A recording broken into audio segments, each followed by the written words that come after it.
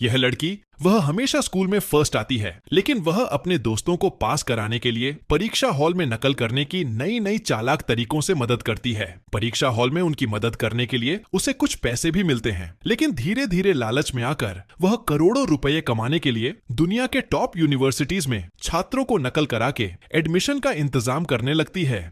ऐसी ही एक शानदार कहानी पर बनी बैड जीनियस मूवी की कहानी आज मैं आपको सुनाऊंगा। और हाँ, हमारी आज की कहानी भी पूरी तरह से सच्ची घटना पर आधारित है। तो चलिए कहानी शुरू करते हैं।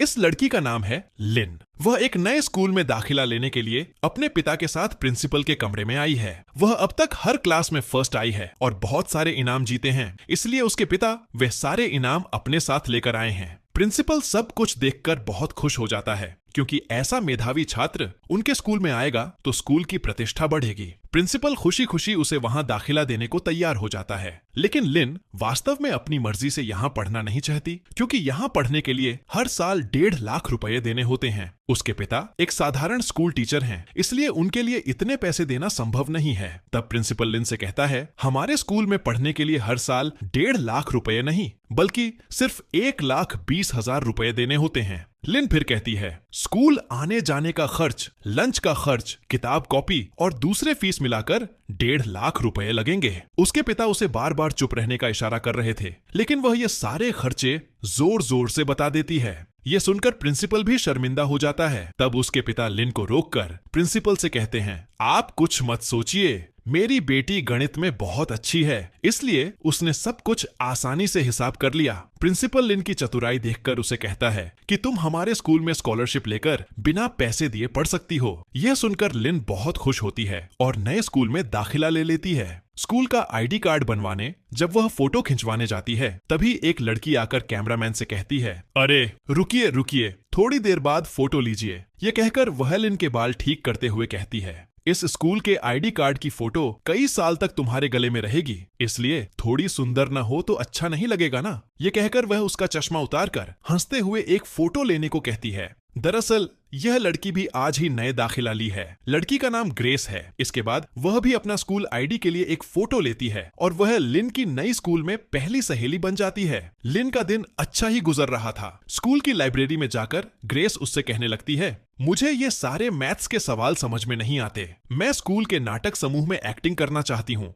लेकिन उसके लिए मेरा सीजीपीए 3.25 होना चाहिए, पर मैं इतना अच्छा रिजल्ट कैसे करूंगी? मुझे तो मैथ्स समझ में ही नहीं आता। लिन तब उसके हाथ से मैथ्स की शीट लेकर जल्दी से सवाल हल कर देती है। ग्रेस तब कहती है, काश अल्लाह मुझे भी तुम्हारी तरह मेधावी बनाता तो कितना अच्छा होता। सुनो, क्या तुम मुझे ट्यूशन पढ़ाओगी? लिन वास्तव में उसकी इस बात पर राजी नहीं होती, लेकिन ग्रेस तब कहती है, अगर तुम मुझे पढ़ाओगी तो मैं तुम्हें अपनी गुरु मानूंगी। प्लीज किसी तरह मुझे मैथ्स सिखा दो। ग्रेस के जोर देने पर लिन उसे पढ़ाने के लिए राजी हो जाती है। कुछ दिन बाद उनकी परीक्षा शुरू होती है। परीक्षा हॉल में टीचर आकर सबको कहती है, ध्यान रखो, तुम में से कोई भी किसी तरह की नकल नहीं करेगा। मुझे यह बिल्कुल पसंद नहीं है। लिन सवाल हाथ में लेकर देखती है कि ग्रेस ने उस दिन लाइब्रेरी में जो सवाल दिए थे, आज बिल्कुल वही सवाल आए हैं। उस टीचर के पास जो लोग ट्यूशन पढ़ते थे, टीचर ने उन सभी को सवाल लीक कर दिए थे। इसलिए वह ग्रेस की ओर इशारा करके पूछती है, क्या सारे सवाल कर पाओगी? ग्रेस तब कहती है, मैं सब कुछ भूल गई हूँ, एक भी नहीं कर पाऊंगी। जब वे फुसफुसाकर बात कर रही थीं, तो टीचर ने उनकी ओर डस्टर फेंक कर मारा। लिन तब सवाल हल करना शुरू कर देती है। थोड़ी देर बाद वह पीछे मुड़कर देखती है कि ग्रेस एक सवाल न कर पाने के कारण बैठकर रो रही है। इसलिए वह चतुराई से सारे सवाल हल करके रबर पर एक एक जवाब लिख देती है। अब किसी तरह इस रबर को ग्रेस तक पहुंचाना है, इसलिए वह ग्रेस को इशारा करके अपने दाएं पैर के जूते के अंदर रबर रखकर पीछे की ओर फेंक देती है। ग्रेस बहुत चालाकी से उसे अपने पैर के नीचे रख लेती है, लेकिन थोड़ी देर बाद वहां टीचर आ जाती है। लिन तब डर के मारे अपना दायां पैर किसी तरह रखे रहती है, लेकिन इस तरह रहने से कभी भी वे दोनों पकड़ी जा सकती थीं। इसलिए ग्रेस अपना जूता लिन की ओर फेंक देती है, लेकिन तभी जूता सीधा जाकर दूसरी जगह चला जाता है। अब तो वे दोनों ही महा मुसीबत में फंस जाती हैं, क्योंकि टीचर कभी भी उसे देख सकती थी। इसलिए लिन चतुराई से तुरंत अपना पेपर हाथ में लेकर जूता पहनकर टीचर के पास जमा करने जाती है, और ग्रेस तब वह रबर निकालकर सारे जवाब कॉपी में लिख लेती है और बाहर आ जाती है। इस बार वे दोनों बच जाती हैं। ग्रेस को मैथ्स में 3.86 नंबर मिलते हैं। वह बहुत खुश हो जाती है क्योंकि अब वह स्कूल के नाटक समूह में एक्टिंग कर सकेगी। ग्रेस तब लिन से कहती है, आज की इस खुशी में शाम को मेरा बॉयफ्रेंड पैट एक पार्टी रख रहा है, तुम जरूर आना। शाम को वे तीनों स्विमिंग पूल में तैर रहे थे और बातें कर रहे थे। तब पैट लिन से मिलता है और उससे कहता है, ग्रेस ने बताया कि तुम बहुत मेधावी छात्रा हो। लिन यह सुनकर थोड़ी शर्मिंदा हो जाती है। वह पैट से कहती है, पढ़ाई करोगे तो तुम भी अच्छा रिजल्ट कर सकते हो। लेकिन पैट कहता है, अरे नहीं, मैं अच्छा रिजल्ट कैसे करूंगा? क्या मेरा भी कोई ऐसा दोस्त है जो मुझे परीक्षा हॉल में रबड़ देगा? यह सुनकर लिन को बहुत दुख होता है क्योंकि नकल करने की बात उसने पैट को बता दी थी। पैट तब लिन से कहता है, अगर तुम मुझे परीक्षा हॉल में नकल करने में मदद करो तो मैं तुम्हें हर सब्जेक्ट के 3,000 रुपए दूंगा, और मेरे साथ मेरे 5 और दोस्त हैं, वे भी तुम्हें हर सब्जेक्ट के 3,000 रुपए देंगे। लिन कहती है, अगर हम पकड़े गए तो स्कूल से निकाल दिए जाएंगे। पैट तब कहता है, तुम बिल्कुल चिंता मत करो, हम कभी पकड़े नहीं जाएंगे। और फिर हर सेमेस्टर में 13 सब्जेक्ट होते हैं। अगर तुम्हें हर सब्जेक्ट में 3,000 रुपए मिलेंगे तो कितने रुपए होंगे, हिसाब करके देखो, और फिर यह पैसा तुम स्कूल की फीस देने में यूज कर सकती हो। लिन कहती है, मुझे तो स्कॉलरशिप मिल गई है, मुझे पैसे देने की जरूरत नहीं है। लेकिन पैट कहता है, इस स्कूल में पढ़ने के लिए सभी को फीस देनी होती है। यह सुनकर वह घर आकर ड्रॉयर खोलकर देखती है कि प्रिंसिपल ने उसके पिता से 2 लाख रुपए की एक फीस और ले ली है। वह तब मन ही मन उदास होकर पियानो बजाने लगती है क्योंकि उसके पिता के लिए इतने पैसे देना वास्तव में बहुत मुश्किल हो गया था। उसके पिता आकर तब उससे पूछते हैं, तुम तो बहुत दिनों से यह नहीं बजाती, आज क्यों बजा रही हो? तब वह अपने पिता से कहती है, मुझे उस स्कूल में दाखिल कराने की क्या जरूरत थी, मैं तो पहले वाले स्कूल में ही अच्छी थी। तब उसके पिता कहते हैं, उस स्कूल में पढ़ने से ज्यादातर छात्र विदेश में पढ़ने जाते हैं, इसलिए मैं चाहता हूं कि तुम उस स्कूल में अच्छे से पढ़ाई करके स्कॉलरशिप लेकर विदेश में पढ़ने जाओ। लिन सोचती है कि उसके पिता जैसे कम आय वाले स्कूल टीचर के लिए इतने सारे पैसे कैसे देना संभव होगा, इसलिए वह उस स्कूल में नहीं पढ़ना चाहती। लेकिन उसके पिता उसकी कोई बात सुने बिना ही वहां से चले जाते हैं। वह तब मन ही मन उदास होकर फिर से पियानो बजाने लगती है और तभी उसके दिमाग में एक आइडिया आता है। वह देखती है कि पियानो की धुन के साथ हाथ के इशारे से MCQ परीक्षा के A, B, C, D ये 4 विकल्प समझाए जा सकते हैं। इसलिए वह तब परीक्षा हॉल में उनकी मदद करने के लिए राजी हो जाती है। इसलिए वह अगले दिन ग्रेस और पैट को मदद करने की बात कह देती है। इसके बाद वे अपने बाकी दोस्तों को भी वहां ले आते हैं। लिन उन्हें बहुत चालाकी से पियानो क्लास का बहाना बनाकर नकल करना सिखाने लगती है। वह कहती है, जब मैं छोटी उंगली उठाऊंगी तो समझना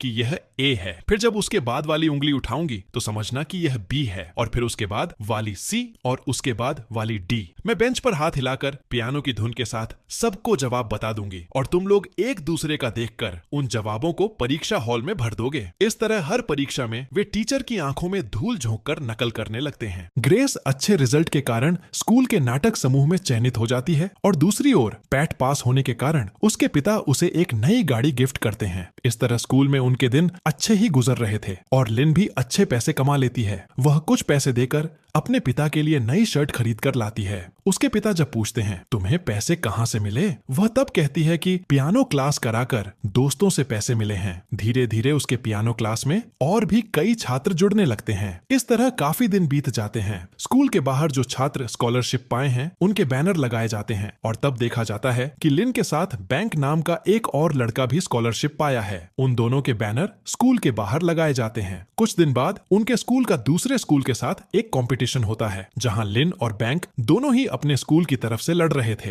बैंक थोड़ा नर्वस था। वह हाथ मुंह धोकर आता है। लिन कहती है, तुम्हारे कपड़े तो बिल्कुल सिकुड़े हुए हैं। वह उन्हें ठीक करने की कोशिश करती है लेकिन बैंक तब दूर हट जाता है। लिन कहती है, तुमने सुबह नूडल्स खाया है। बैंक तब कहता है, मैंने नूडल्स खाया है, तुम्हें कैसे पता? लिन तब एक टिश्यू देती है कि उसे साफ करने के लिए। तब लिन कहती है, आज की प्रतियोगिता में अगर हम जीत गए तो 5,000 रुपये मिलेंगे, चलो शाम को उस पैसे से बुफे खाने चलते हैं। लेकिन बैंक तब कहता है, नहीं, बाहर के खाने मुझे बिल्कुल पसंद नहीं है। लिन तब हंसकर कहती है, तुम तो देखने में मेरे पिता जैसे कंजूस हो। यह कहकर वह उसके बाल और शर्ट ठीक कर देती है। थोड़ी देर बाद वे दोनों दूसरे स्कूल के साथ प्रतियोगिता में भाग लेते हैं और तब जज पाई का मान पूछते हैं तो बैंक तब त्रिनिबामोन बो सी लाइकोसींट के साथ और भी आगे तक बता देता है और इसके कारण उनका स्कूल उस प्रतियोगिता में जीत जाता है। प्रिंसिपल उन दोनों को बुलाकर बधाई देती है। प्रिंसिपल बैंक से पूछती है, तुम इतनी जल्दी पाई का मान कैसे बता पाए? तब बैंक कहता है, मैडम, यह मुझे रटे हुए थे इसलिए आसानी से बता दिया। प्रिंसिपल तब उन दोनों पर गर्व करते हुए कहती है, है। यही हैं मेरी स्कॉलरशिप वाले 2 मेधावी छात्र। लेकिन तुम्हारे लिए एक और खुशखबरी है। हर साल की तरह इस साल भी हमारे स्कूल से सिंगापुर की स्कॉलरशिप का इंतजाम है। लेकिन वहाँ एक नियम है कि हर स्कूल से सिर्फ एक छात्र ही वहाँ भाग ले सकता है। हालांकि तुम दोनों आज दोस्त बनकर एक ही टीम में थे,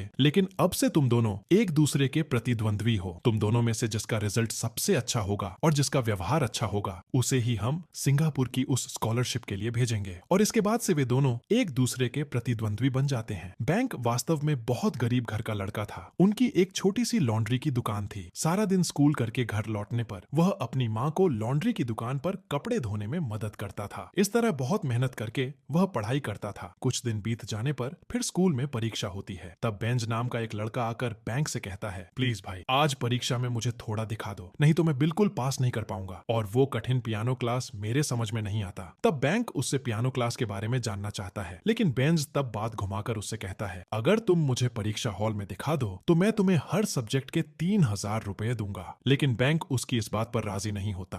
तो बैंक सबसे पहले जाकर परीक्षा के रूम में बैठ जाता है। थोड़ी देर बाद एक एक कर सभी आ जाते हैं और परीक्षा शुरू हो जाती है। बैंक तब सबसे पहले ही कई सवाल लिख देता है। लेकिन थोड़ी देर बाद लिन सवाल चेक करके देखती है कि आज उन्हें 2 अलग अलग सेट के सवालों में परीक्षा देनी है। अब वे सभी बहुत डर जाते हैं, क्योंकि लिन के पास तो सिर्फ एक सेट के सवालों के जवाब होंगे, लेकिन बाकी सेट के जवाब वह कैसे मिलाएगी। ग्रेस, बेंज और कुछ अन्य लोगों को पहले नंबर के सेट के सवाल मिले हैं, वहीं पैट और दूसरे कुछ लोगों को दूसरे नंबर के सेट के सवाल मिले हैं। तब लिन उन्हें इशारे में कहती है, तुम लोग बिल्कुल चिंता मत करो, मैं किसी न किसी तरह इंतजाम कर लूंगी। लेकिन बेंज लिन के पास बैठकर उसकी नकल करने की कोशिश कर रहा था। बैंक यह देखकर सवाल के पीछे लिख लेता है कि बेंज तेरी नकल कर रहा है, और वह उस सवाल को लिन के पास ले जाकर जानबूझकर गिरा देता है। वह तब उसे वह लिखा हुआ दिखाती है। लिन तब थोड़ा सावधान होने का नाटक करती है, लेकिन बैंक टीचर के पास जाकर चुपचाप कहता है, सर, पीछे एक लड़का लिन से नकल कर रहा है।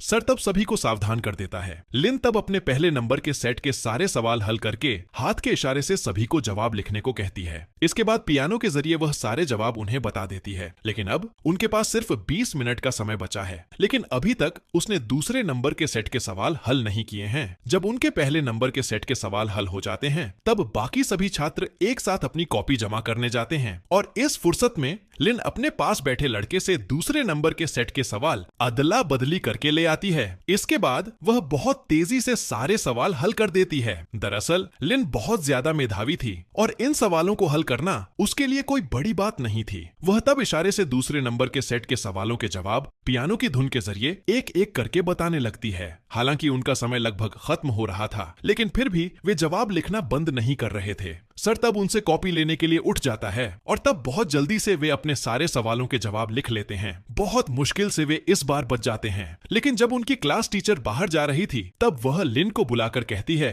तुमने अपनी कॉपी पर नाम नहीं लिखा। लिन तब राहत की सांस लेती है, यह सोचकर कि इस बार वह बच गई। वे सभी इस तरह नकल करके अच्छी परीक्षा देने के कारण बहुत खुश थे। लेकिन ज्यादा देर तक उनकी यह खुशी नहीं रहती। कुछ ही देर बाद स्कूल के लाउडस्पीकर से ऐलान करके लिन को प्रिंसिपल के रूम में बुलाया जाता है। दरअसल बैंक प्रिंसिपल के रूम में जाकर उनके नकल करने की बात मैडम को बता देता है। खैर, प्रिंसिपल जब उनसे ये सब पूछती है तो वे कहते हैं कि उन्होंने किसी तरह की नकल नहीं की है। और फिर उनकी स्कूल टीचर कहती है कि परीक्षा तो 2 सेट में हुई थी, इसीलिए नकल करने का कोई सवाल ही नहीं उठता। प्रिंसिपल तब बेंच को रूम में रोककर लिन को बाहर जाने के लिए कहती है। लिन जब दरवाजे से बाहर जा रही थी, तभी प्रिंसिपल उसे फिर से बुला लेती है। उस दिन की कॉपी चेक करके देखा गया कि वहां दोनों सेट के सवाल हल किए गए हैं। लेकिन लिन को तो पहले नंबर के सेट के सवाल मिले थे, तो उसने दूसरे नंबर के सेट के सवाल कैसे हल किए? अब लिन बिल्कुल घबरा जाती है। वह तब नकल करने की बात स्वीकार कर लेती है और वह पकड़ी जाती है।